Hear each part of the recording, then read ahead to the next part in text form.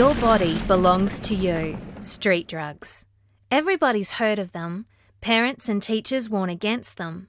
Some people use them, and some of us are still trying to figure out exactly what they are and what they do. Methamphetamine is known as speed, ice, or crystal meth. This highly addictive substance gives users a rush by overstimulating key areas of the brain. Closely related to amphetamine, it affects the central nervous system even more powerfully, giving users a range of sensations, from heaps of energy and enthusiasm through to feelings of severe anxiety and even suicide. Like any drug, how crystal meth will affect you depends on your size, weight, and overall health status, as well as how much you take and whether you mix it with other drugs, such as alcohol. Even your surroundings play a part. A crowded party or a quiet room can affect your experience in different ways. You see, one of the big problems with crystal meth is that it is really addictive. It is estimated 1 in 10 become hooked after only one hit. The first time I took it, I was overcome with a sense of euphoria. The high is always better the first time you use than when you're hooked on it. After a while, I felt I just needed it to get through everyday life. And there's the catch. Crystal meth has a hook to keep users coming back for more. The high first felt on taking crystal meth quickly disappears, leaving a strong desire to repeat the experience. I just slept for days and I felt so blah. I couldn't function at a normal level. The only way I could get up and function, because everyone's got stuff to do, was just to have another hit. That's how it goes. Take the drug, get high, lose the high, take the drug, and so on. Let's take a closer look at how this happens. First, crystal meth enters the body, either through smoking or snorting, injection, or by swallowing. Once in the bloodstream, crystal meth is carried to the adrenal glands. Stimulated, they release a burst of adrenaline, which provides a rush. Meanwhile, the brain is also feeling the effects and releases 2 chemicals, serotonin and dopamine, amplifying the sensation. But what are these chemicals, adrenaline, serotonin and dopamine? And how does crystal meth affect them? Simply put, crystal meth stimulates the brain's nerve ends to flood the brain with these substances. Dopamine affects your movement, emotion and pleasure centres, while serotonin affects your personality, sexual activity, motor and sleeping functions. The release of adrenaline gives you that fight or flight feeling. When the adrenaline hit, I felt like I was a passenger in an out-of-control car just going way too fast. Your heart races, your palms sweat, and you can feel the blood pulsing through your brain.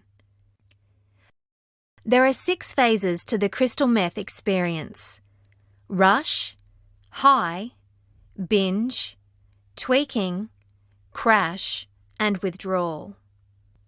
The rush lasts up to 30 minutes and users seem highly alert and restless, often picking and scratching themselves. Picking and scratching? Absolutely. I have scars all over my face.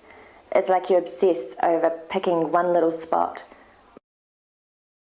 My girlfriend picked out all her eyelashes. At the same time, their hands may tremble, their breathing rate will increase, and their heartbeat becomes rapid and irregular. Lasting anywhere from 4 to 16 hours, the high is accompanied by feelings of aggression. This is when the user may become a danger to themselves or others. When you're really high, it feels like your heart's going to pound right out of your chest. The binge is a continuation of the high, but larger doses of crystal meth are needed to maintain the feeling. Binging may last anywhere from 3 to 15 days, with the user appearing physically and mentally hyperactive. I'd be up for 5 days straight and sleep for 2. I started to see things that just weren't there. It was insane. Now we've reached the 4th phase called tweaking. The high has passed and the user spirals down towards feelings of emptiness. Often heroin and alcohol are used in an attempt to feel better. This combination of drugs and depressive feelings is often the most dangerous time for family, friends, or health professionals. You were all over the place. I couldn't sleep, I couldn't stop thinking. I was just a scattered mess. Crash. No other word better describes the utter exhaustion. For the next 1 to 3 days, the user is lifeless and sleepy as their body struggles to recover from days or even weeks of sensory overload. I just slept for days and I felt so blah. I couldn't function at a normal level. The only way I could get up and function, because everyone's got stuff to do, was just to have another hit. During the next 30 to 90 days, the user withdrawing from crystal meth will experience a painfully slow journey through depression, cravings, exhaustion, and suicidal thoughts. When I was coming down, my mood swings would be so extreme I didn't want to carry on living. There was nothing to live for. Looking back, I don't even recognise myself. To make matters worse, they may also experience a range of dangerous side effects. Every single person who uses crystal meth is at risk of methamphetamine psychosis, regardless of how many hits they have had. Yeah, paranoia is a big one.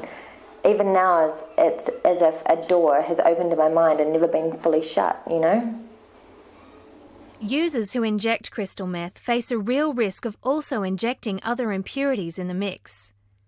This commonly happens when the drug is being manufactured in backyard street labs, which are often makeshift, filthy, and give ample opportunity for contamination. These impurities can actually thicken the blood or fail to fully dissolve, causing blood clots. Thrombosis may occur when an injected substance that hasn't fully dissolved causes the blood to form a clot. If part of the clot breaks free, it can travel to the brain, blocking blood flow and causing permanent brain damage. This is known as a stroke. Earlier, we spoke about how crystal meth causes the brain to be flooded with serotonin and dopamine. This can lead to a long-term dopamine shortage, which is not good when you remember that dopamine affects our movement. A lack of dopamine can result in tremors, similar to the symptoms seen in Parkinson's disease.